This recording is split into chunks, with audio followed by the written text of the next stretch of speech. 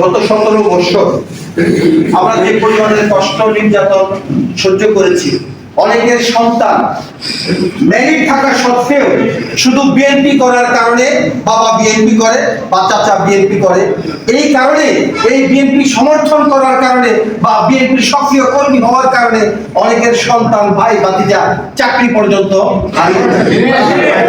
পর্যন্ত পায়নি। আমরা দেখেছি আমাদের অনেক সহকর্মী আমাদের চোখের সামনে একসঙ্গে মিছিল করেছে, ডান দিকে তাকিয়ে বাম দিকে তাকিয়ে দেখি রাস্তায়, রাজপথে রক্তাক্ত অবস্থায় লুটিয়ে পড়েছে। আমরা দেখেছি ইলিয়াস আলী থেকে শুরু করে আমাদের অনেক সহযোদ্ধা, আমাদের ভাই, আমাদের বন্ধু, আমাদের সঙ্গে যারা রাজপথে আন্দোলন করেছে এই 20 কোটি মানুষের উন্নয়নের জন্য, এই 20 কোটি মানুষের গণতন্ত্র উদ্ধার করার জন্য যে আন্দোলন সংগ্রাম করেছে, সেই আন্দোলন সংগ্রামে অনেকেই আমরা খুঁজে পাইনি। সেই যে নিখোঁজ হয়েছে, সেই নিখোঁজ ব্যক্তিটিকে, তার পরিবার থেকে শুরু করে আমরা সহকর্মী ছিলাম, আমরা কেউ আপনাকে খুঁজে পাইনি। খুন হয়েছে, হুমকি পেয়েছে, ধামকি পেয়েছে। তো সেরকম একটি দল আমরা করেছি। সেই দল আজকে তারেক রহমানের নির্দেশে জাতীয়তাবাদী কৃষক দল সহ সকল বিএনপির ভাইয়েরা আমরা সক্ষম হয়েছিলাম। তারপর আমরা একটা নতুন বাংলাদেশে পদার্পণ করেছি।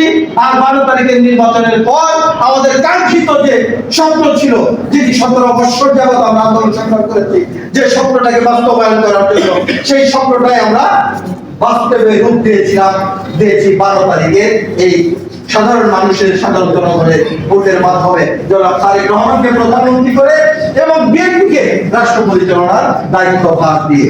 আজকে আমরা এই দেশে যে সংগঠনটা করি, সেই সংগঠনটাই কিন্তু বাংলাদেশটাকে এখন নেতৃত্ব দিচ্ছে।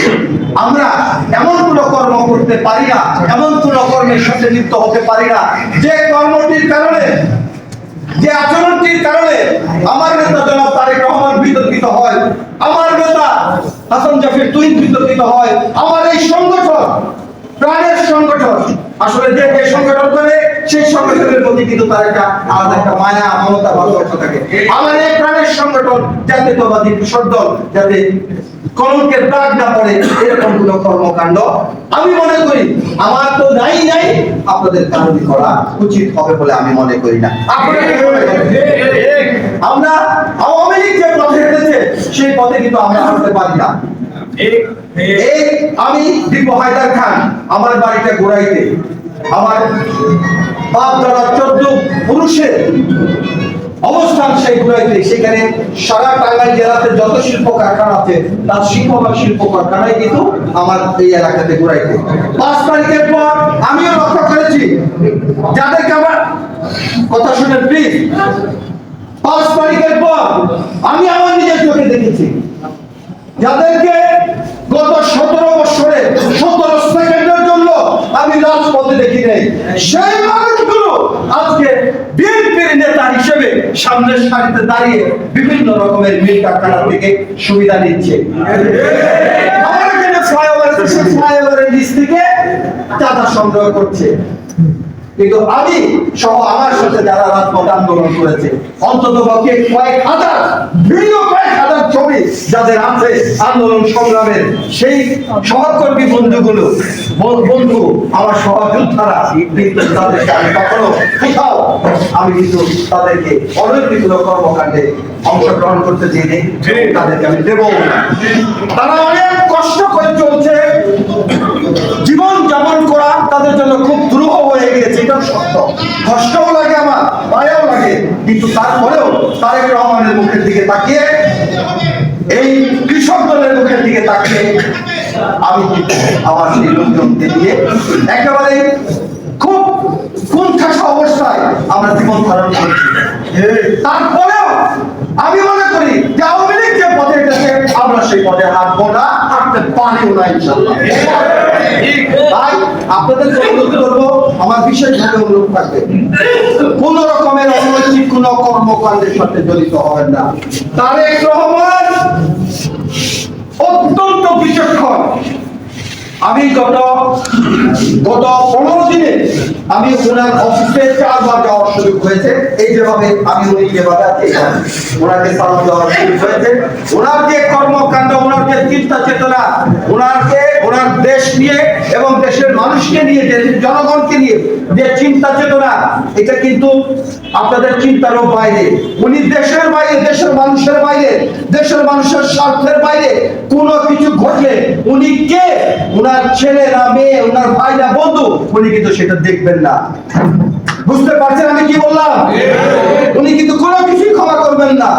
উনি দেশের স্বার্থের বাইরে, দেশের মানুষের মানে কল্যাণের বাইরে কোনো কিছু হলে সেটা উনি কত ঘনিষ্ঠ মানুষ বা কত ঘনিষ্ঠ কর্মী দেশের দলের জন্য কতটুকু করেছে উনি সেটা দেখতে যাবেন না, উনি অ্যাকশনে চলে যাবেন। তাই আমি অনুরোধ করব, আমরা একটু ধৈর্য ধরি, আমরা হালাল ভাবে জীবনযাপন করবো।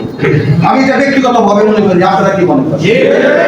আমরা কি, আচ্ছা একটু লক্ষ্য করেন, সালমান এফ রহমান থেকে শুরু করে হাসিনার পরিবার, হাসিনা থেকে শুরু করে লক্ষ কোটি টাকা তারা বিদেশে পাচার করেছে।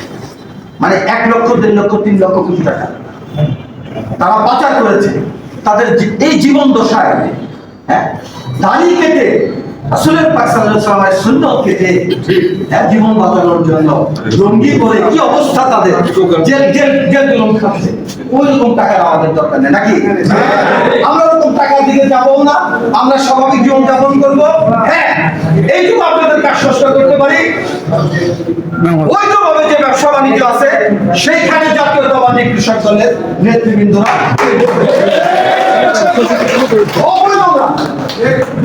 দূর করে না, বেহালাল না, হালাল বিরোধ করে আমরা করবো, হালাল ভাবে জীবনযাপন করবো। এই প্রত্যাশা আপনাদের কাছে রাখছি। আপনারা দয়া করে কেউ মনে কষ্ট নেবেন না, উত্তেজিত হবেন না, নিয়ন্ত্রণ রাখেন, ধৈর্য ধরেন। ধৈর্যশীলের সঙ্গে আল্লাহ পাক আছেন, অধৈর্য হয় না। আমি বললাম আপনাদেরকে, অধৈর্য হলেই কিন্তু এই ট্রেনের পাট্টার থেকে পাট্টা যে আছে ট্রেনটা কিন্তু ছুটে পড়ে যাবে, ছিটকে পড়ে যাবে। খবরদার এগুলো করা যাবে না। আসি না, 17 বছর কষ্ট করি নাই আমরা, করি নাই 17 বছর কষ্ট। এখানে অনেকেই আছেন যে বাড়িতেই থাকতে পারেন না মাসের পর মাস। আমি আমার যদি ভুল না হয়, আমি 1.5 বছর একটানা আমার বাড়িতে রাখতেও আমি আসতে পারিনি। শুক্র আলহামদুলিল্লাহ, এখন তো আমি একবারে নির্দ্বিধায় ঘুমাইতে পারি। আমাকে পুলিশে ধরতে আসা, ওই ডিবির লোক ধরতে আসার জন্য মানে যে ভয়টা ছিল